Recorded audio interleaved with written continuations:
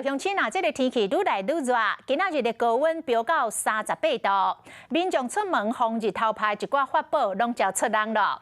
来看咱这个报道。日头请爷爷，用路人就爱比较好，够生命。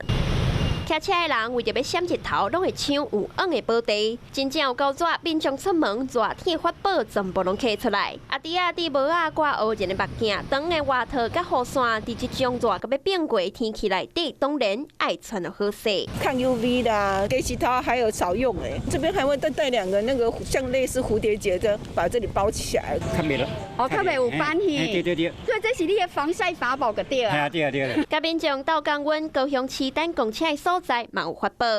只要超过35度，这座公车亭就会自动喷水雾降温。温度若是有够悬，就会启动，每3分钟到4分钟就喷一摆。我来20分啊，20分啊。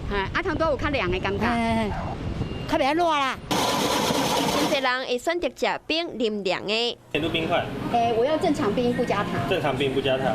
点正常冰的多吗？会不会因为天气热，点正常冰的人超多？会变少冰，会升一个阶。哦。 天气小热，中央气象局就来提醒，今仔日台南、高雄、屏东外山区或者是河谷，拢是柑仔色的灯号，有38度的高温出现的几率，提醒民众都爱加注意，补充水分。 Hello， 我是林仙怡。想要掌握最及时的新闻资讯吗？赶快订阅、按赞、开启小铃铛，锁定华视新闻 YouTube 频道，也不要忘记收看华视新闻杂志哦。